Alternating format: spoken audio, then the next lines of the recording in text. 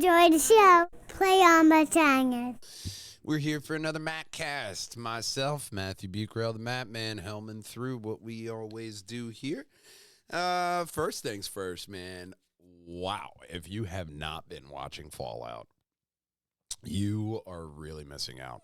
The Fallout TV show right now, you got one episode left. They're coming through with their, I believe, 8th episode next Tuesday because they're releasing Pacific time, 6 o'clock out here on the Eastern Coast and the Eastern Standard Time. It's about 9, so we usually watch it as a family at around on the next day on Wednesdays. But love that second season of Fallout. I think they expanded it so nicely. They answered questions that you've been dying to know, like who is Steph? You know, who are these people who came from Vault 31?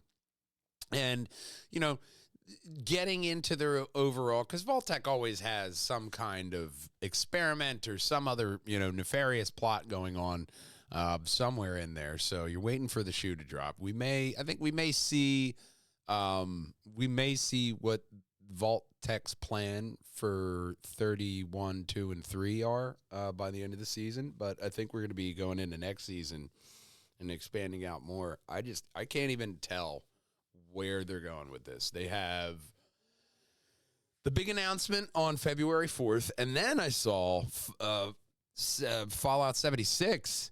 76 is free until the 4th. So whatever it is, whatever game announcement it is, it's probably a remaster of Fallout 3 at least, and they're dropping it just like they did Oblivion. Dropping that out there like that. I think that's smart. Go back to 3, even New Vegas. Maybe they do both. I think more likely we'll see one over the other, but we get a Fallout 3 remastered edition. That would be really cool. Todd Howard has come out saying that the events in the second season of Fallout TV show will be affecting the next game in Fallout 5. I'm very interested to see what he means by that, because is it this plot of Vault 32 and 33? Is it this overall plot with the Vault that's spilling over? Is it everything? Because you had Cooper turning back on House's machine, and of course he turned back on, spoiler alert for those of you who didn't see it. We saw House at the end of this last episode. So Fallout, I think, is just doing it right. Still, hands down, best video game adaptation ever done. And I think it's because they did it smartly. They didn't try to redo Fallout 1 or Fallout 2 or Fallout Tactics. They didn't marvelize this. They made it their own. They put in their Easter eggs. They put in, the stuff for the fan service for the fans, but they really didn't. They didn't try to remake something in the Fallout universe, Halo. They just took the property and expanded that, because you look at even just the whole story plot for season 1 and this episode plot. What are they actually doing? It's enough going on in the story to make you want more, but they're also answering questions. They're not doing the Lost thing of just giving you lots of questions and answering the ones that they want. So they're doing a good thing to keep everybody engaged in the story, giving you answers, like Steph being from Canada. Well, that's a big thing in the Fallout universe, is what happened in Canada, what happened to the people, especially if you're going to be highlighting the Fallout universe like this. And you go into putting an Easter egg out there like a Canadian ID. That was also another spoilery kind of thing that I loved. I loved how the people in the vault did not care that she murdered the guy that he found the glasses. They're like, oh, well, where are the glasses? And he's like, oh, I put them back in the disposal. And he's like, cold feet. I get it.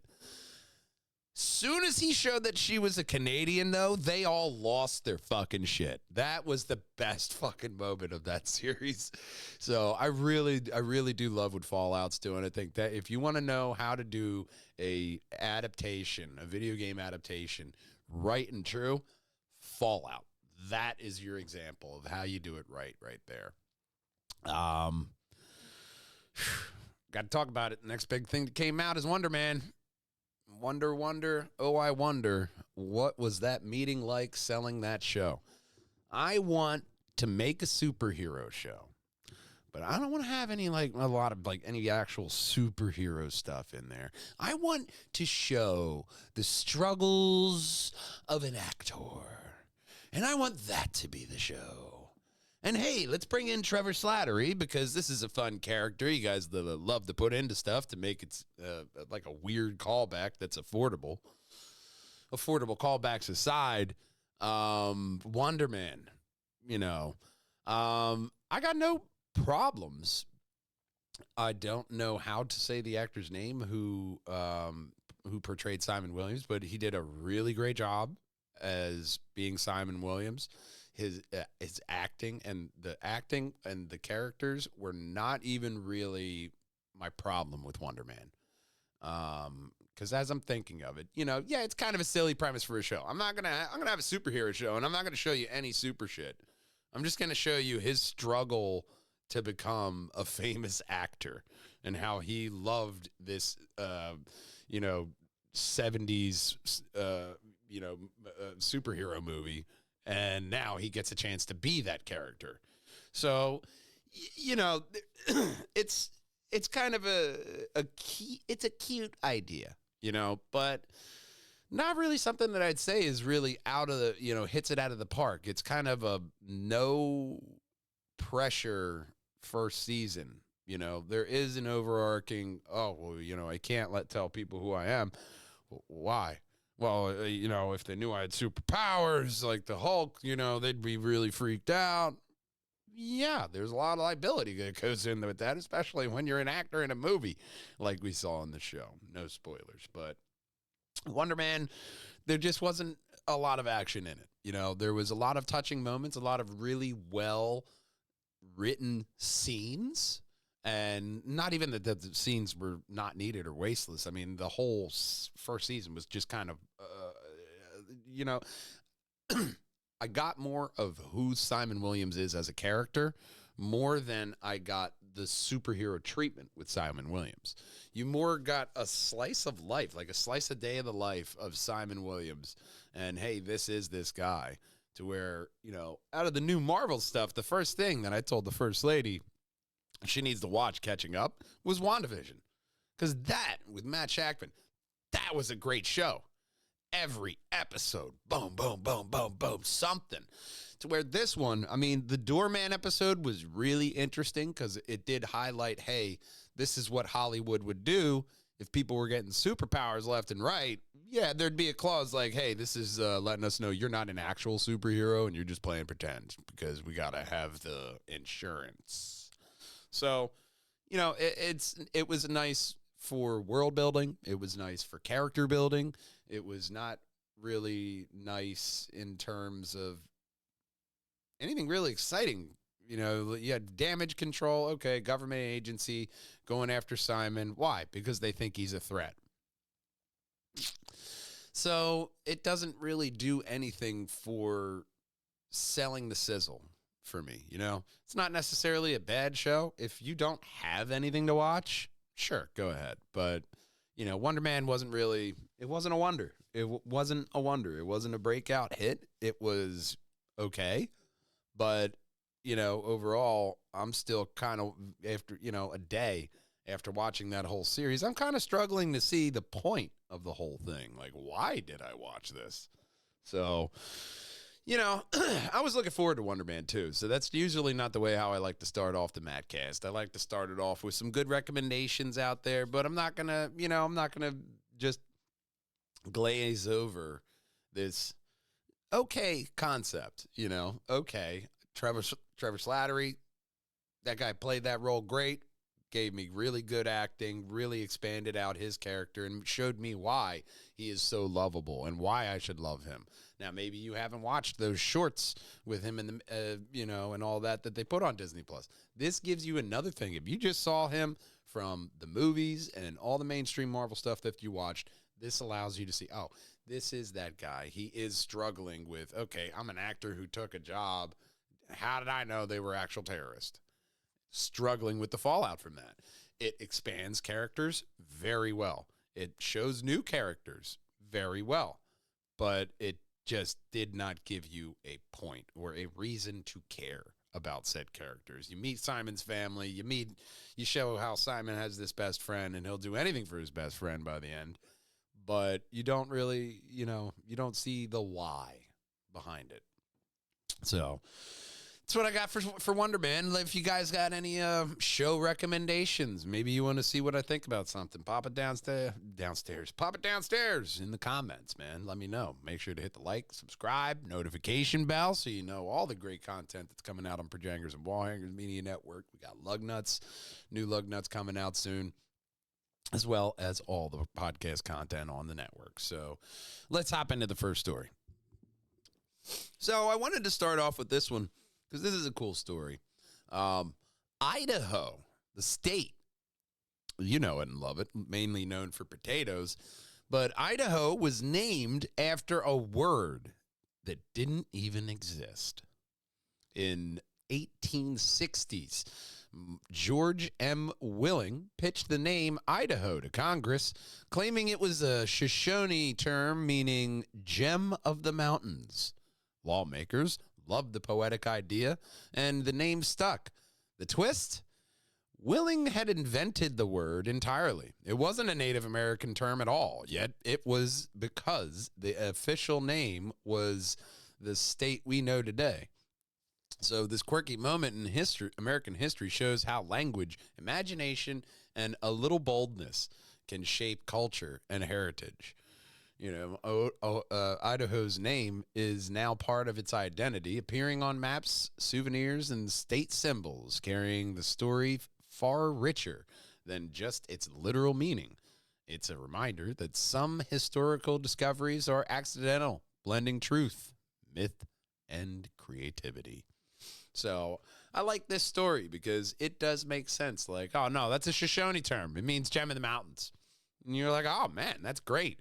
It's like one of these stories I see right here. Maybe it's false, and I just, I got had. But if that's how we got Idaho, man, that's great. Nothing like good marketing. Like, I don't know. And then that's a nice little story that he could tell at his dinner parties, like, I named Idaho. Yeah. It wasn't a real word. What? Yeah, it wasn't a word. I made it up. Like Projangers.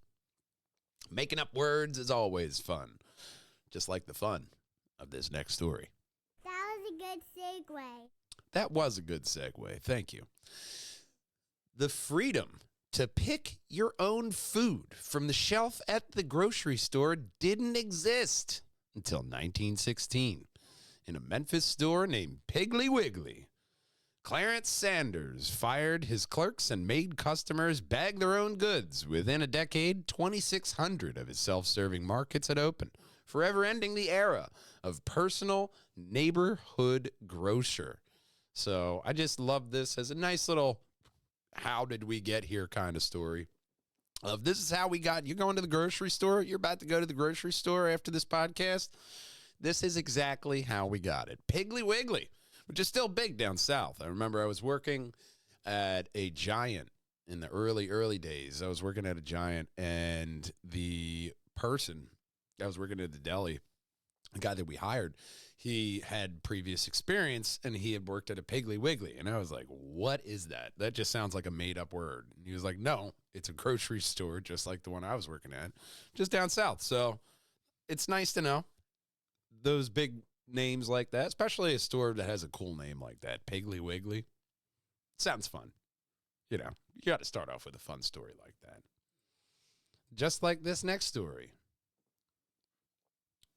The world's first 3D printed windpipe from the patient's own cells, successfully implanted with zero rejection and no need for immune suppression because it's your own cells.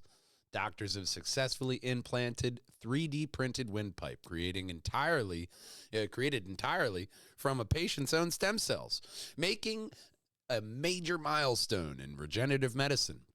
Because the tissue was biologically matched, the body accepted it naturally. Unlike traditional transplants, this procedure required no donor organ and no lifelong immune suppressant drugs.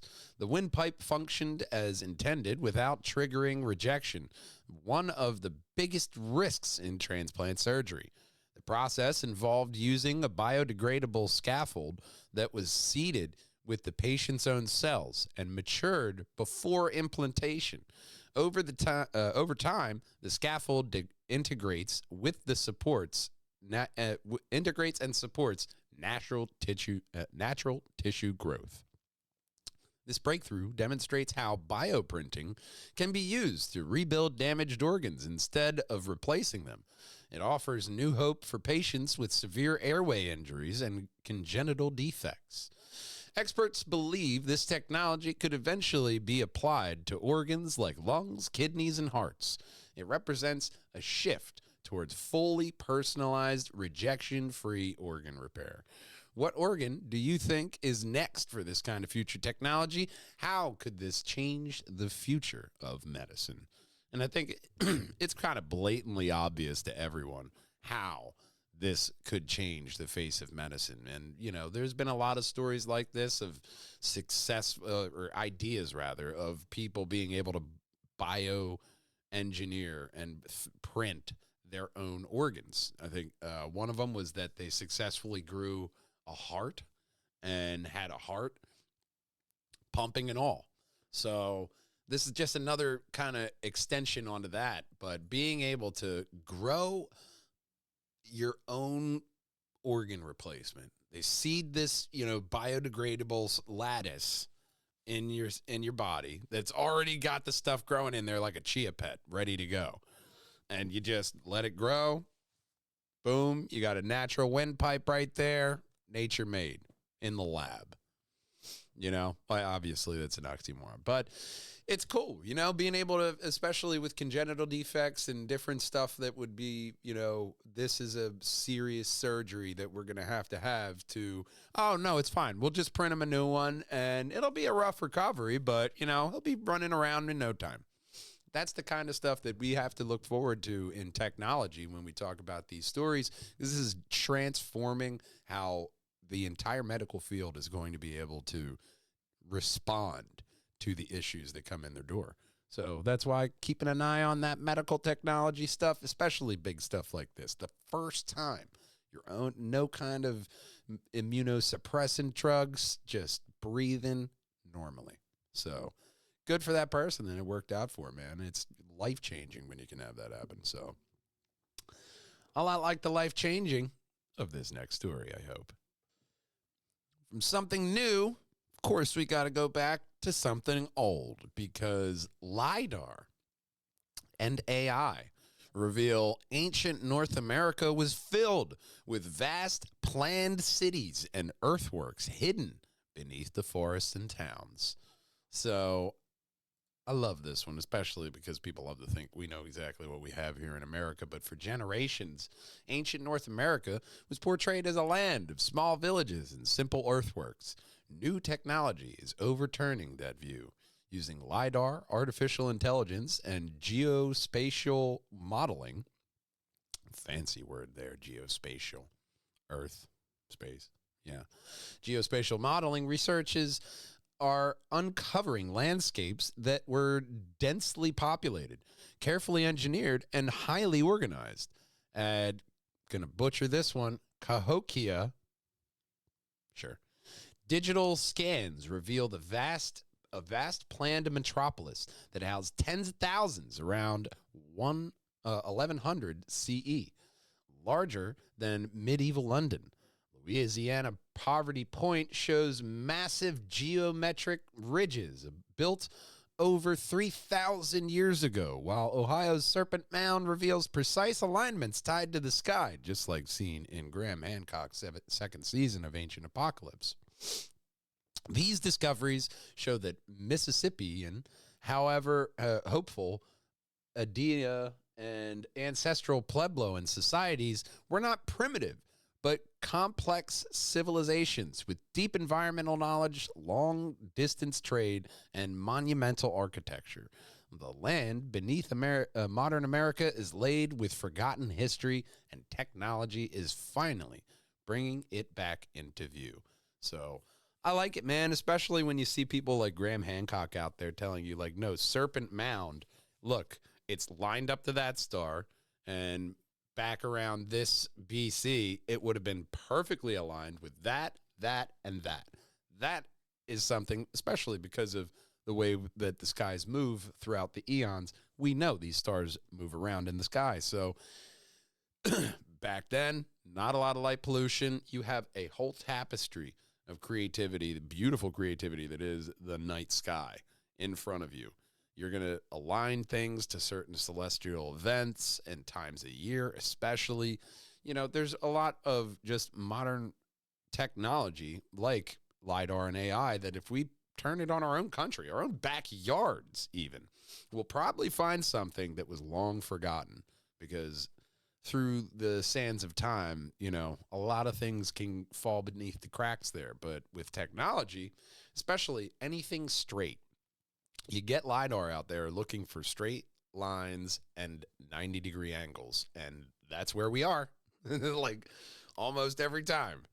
Look for the straight edges and the angles and get the archaeologists there. They'll be able to tell you, oh, yeah, these guys were here at this date to this date because we did this to find out. So never stop learning is always one of the main lessons of this program. A lot like the next lesson in the future. So as we hop in our Wayback Machine to now, Lego just announced the Smart Brick. And it's basically a 2x4 brick with a brain. It lights up, plays sounds, and can actually tell what it's connected to, reacting to different characters and builds in real time. No app required. It works with special smart minifigs and pieces, but still fits right in with regular Lego builds. Same brick shape, way more going on under the hood. So it's not your daddy's Lego brick that they're rolling out here now with the Smart Brick. So, you know, it is. I've seen some people comparing it to like Nintendo's Amiibo. I mean, yeah, essentially. But, you know, having a Lego brick, you can have light up, talk. You can do so much, even just creatively with that one Lego brick. Now adding on different features, because Lego, if for those of you who don't know, not to sound judgy when I say that, but for those of you who don't know, Legos were like modern. That was like in my day, that was Minecraft. Okay, you had Lego blocks, and you loved your Lego blocks all the same. But that was our Minecraft back in the day. So Legos. Sometimes those kits can get insanely expensive. So if you're already spending an arm and a leg on a kit, like say Iron Man's face, why wouldn't you want that face to light up, you know, have all the sayings and stuff that Tony Stark would say, have the eyes light up, you know, maybe a little repulsor, pew, pew. That's what fans want. So being able to get that, even in just like a Lego brick and no app, and having, all right, well, now I got to connect to the app, and now I can, you know, make it do this and that, making it easily accessible.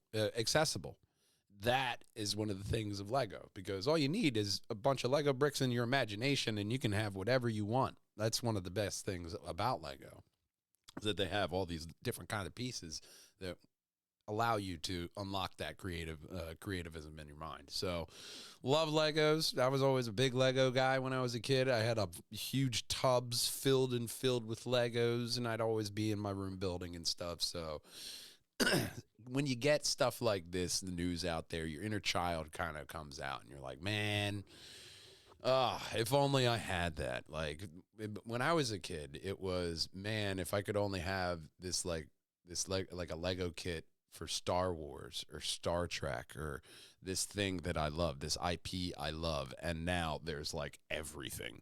You go to a Lego store, and it's probably an old Disney store. At least the one in Plymouth Meeting is. But you go in there, and they have everything that they've ever done. You go into, I forget what store I was in, and there were Legos there that I haven't seen anywhere else. And it was just like animals and stuff like that. You go into Target, you'll find flowers, a whole aisle of like flower Legos. So allowing technology to trickle down into a product like a simple 2x4 Lego block that will unlock a whole other level of immersion into that Lego build and that fun family building time, which that's what we'll call it now because my fingers don't do that, with those pieces anymore. So that's what we call family building. You get the kit you want and you have the kids build it for you. That's my future. But what's in your store for your future is a way back hop to this next story. I got to tell you, information, man. Information is always key around here. Like this little factoid in this story, scientists at NASA confirmed the T-Rex was fat and chubby, not like the movie. My God, I hope there isn't like a discussion about this in the future, like people undigging past Hollywood, our current Hollywood, and they're like, no, look, see, he was fat and chubby. But NASA, thank God we got these guys on it, NASA scientists, along with paleontologists, so obviously some people who know dinosaurs were in the room, have confirmed that the iconic Tyrannosaurus Rex was far different from the lean, muscular predator often portrayed in films.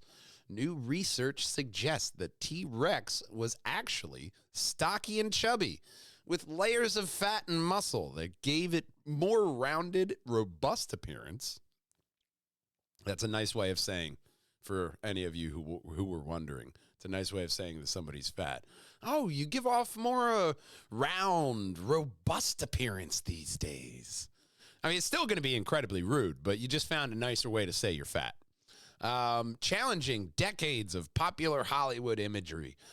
And the findings are based on detailed fossil analysis, biomechanical modeling, and comparisons with modern animals. While T-Rex was still the top predator, its body was adapted to conserve energy, maintain balance, and support its massive frame. Layers of fat and connective tissue would have cushioned its bones and supported its enormous head and provided insulation, painting a picture of a dinosaur that was powerful yet bulky, rather than a sleek and athletic model. Scientists also note that previous depictions of the Tyrannosaurus Rex underestimated how much fat and soft tissue would have covered that skeleton.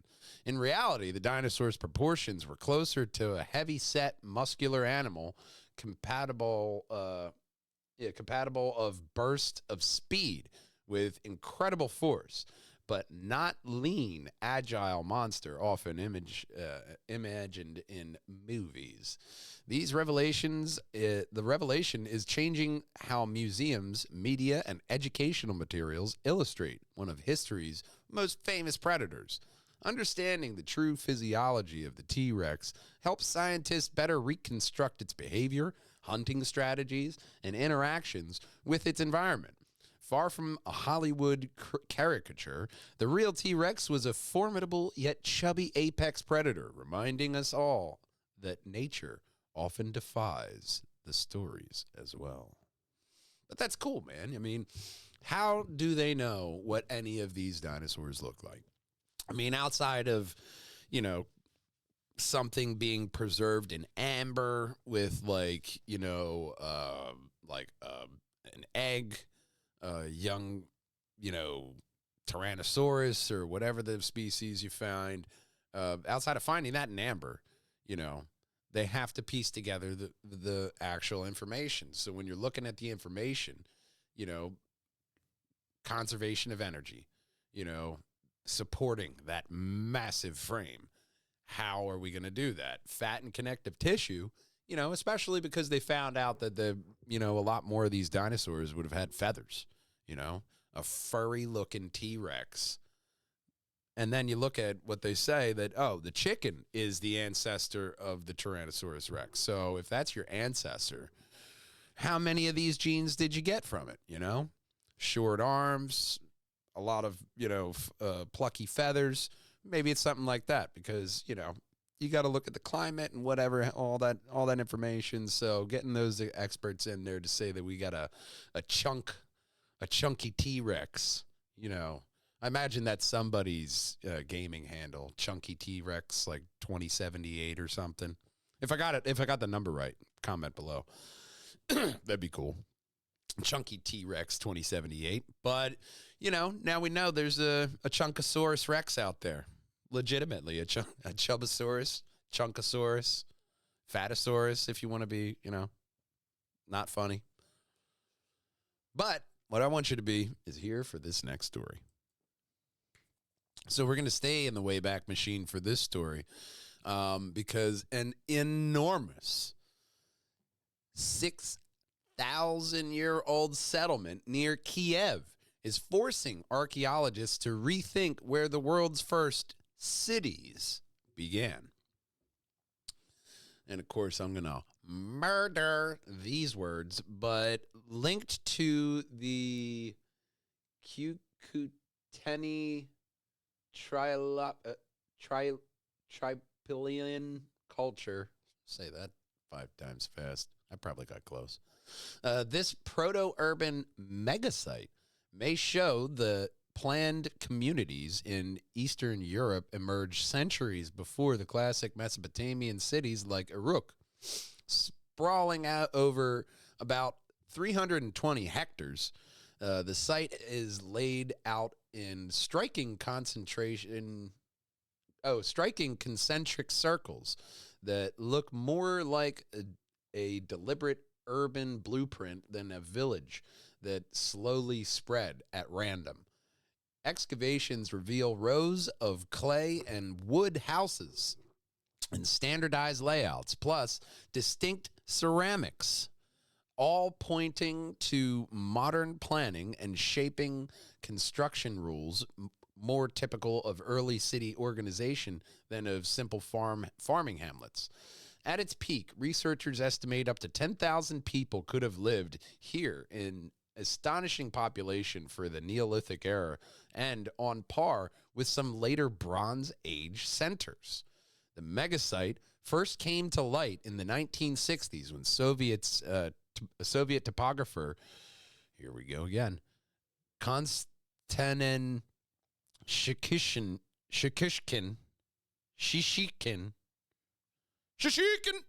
noticed a odd circular shadow on aerial photographs, prompting a full-scale dig from 1971 and major international projects after the 2010s.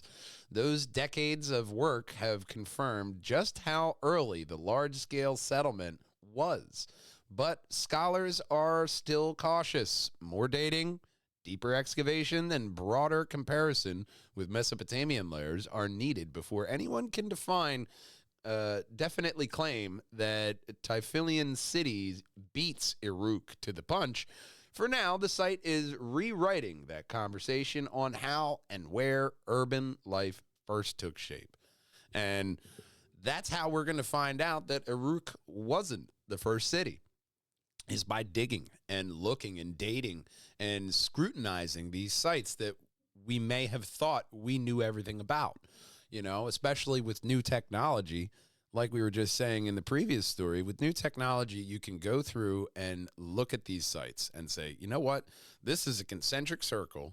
There's a whole bunch of spots that are buildings that are the same.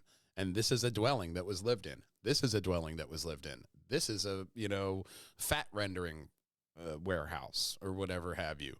Even though they were Neolithic, does not mean it was Lord of the Flies, everybody for themselves, get out of my cave or I'll cut you, bitch.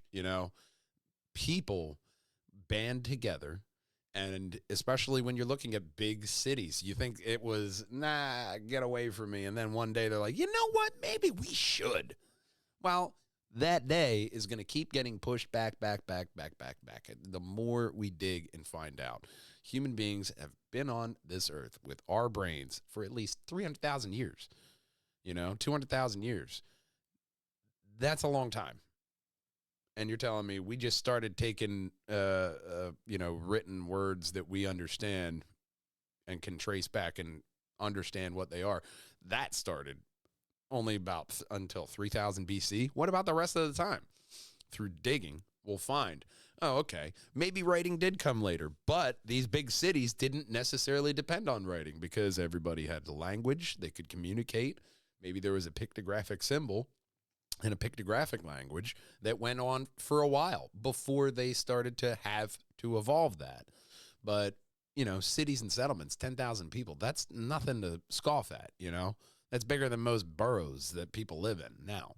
So that's where I say we got to keep our mind open whenever we look at what human beings can do in the past, because it's very easy to look and say, oh, they're just primitive. They would have never known this. Well, maybe an ancient ritual or some kind of tradition was around to keep them off of, the germs from not washing your hands or some shit. There's ancient stuff, or maybe just you died. Who knows? You can't really know because you weren't there. But through science and, good neutral archaeology, I think that, we can really find this out. You just got to keep an open mind about it. As soon as you think you know it all, that's when you really got to start to question yourself on that one, just to keep your own ego in check. But I want your ego to check out this last story. I like to end off on something. Not really, I wouldn't say it's really a positive note, but it's something that you need to keep on your mind because according to psychology, repeated complaints can gradually strain brain function each time attention fixates on problems.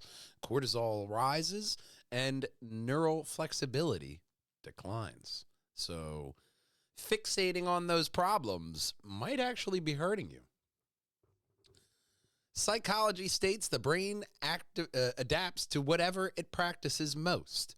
When a person repeatedly complains, attention becomes anchored to threat, frustration, and error detection.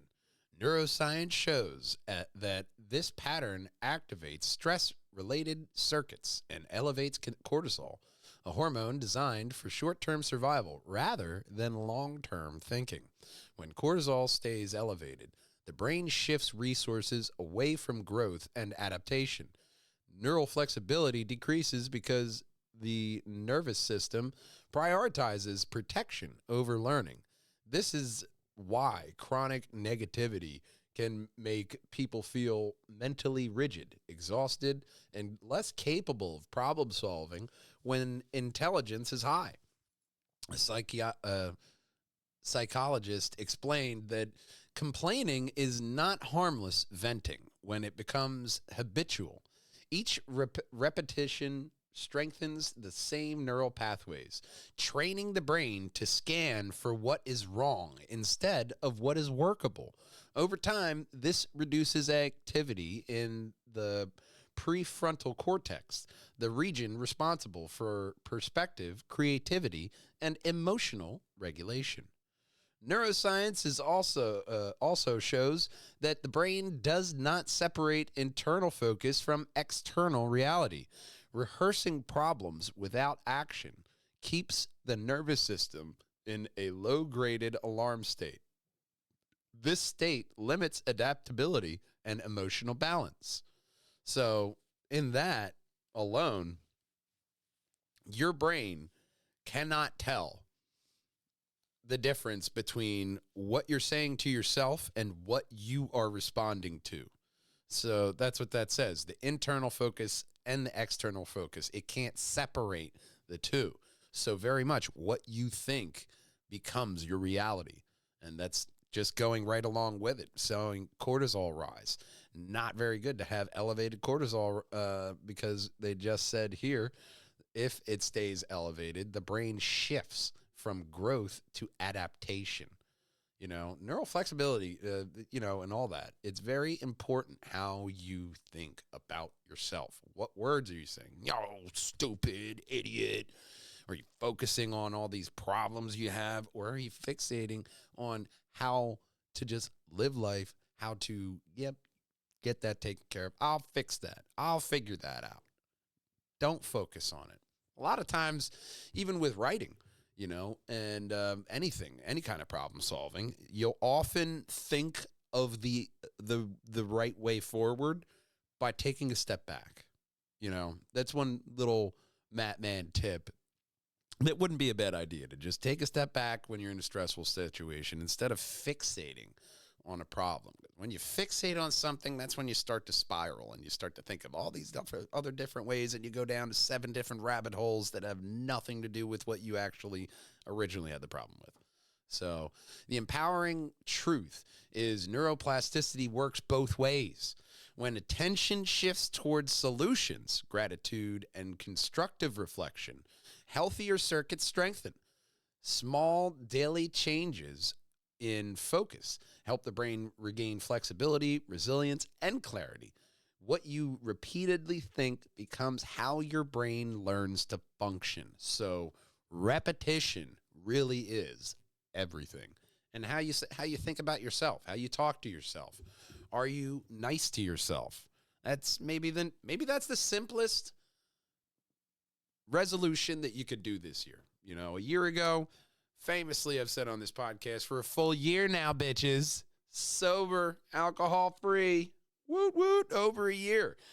I did that I did that, and a long time ago, actually, after talking to my friend Corey Castle over on his podcast, Evolving with Corey Castle, one of the first times I was on his podcast. You know, it was a simple thing that he said, but this story kind of goes with it. Is he told me, I challenge you to think about yourself better, because you should think about yourself in a good light. Not thinking about yourself in a good light, focusing on fixating on problems, that's elevating the stress and the cortisol levels, and that's really it's not good, and it's not healthy for you. You know, they always used to hear that back when I was a kid. That's not healthy for you. Now it turns out it's true. You want to make sure that you have a good relationship with yourself and your insides. So that's the Matt Man tip to end off the podcast. Working on a lot of big stuff here in Pajangers. We're getting all the podcasts back. All the seasons are coming back. We're getting everything up and running. So we'll have more exciting podcasts and other announcements to announce in the future. And of course, try to end off this podcast the same damn way every time. And that's that I love you, I miss you, and I can't wait to see you then. Until we meet again, Wall Jangers, game on and drive on, boys and girls. Bye-bye. Bye.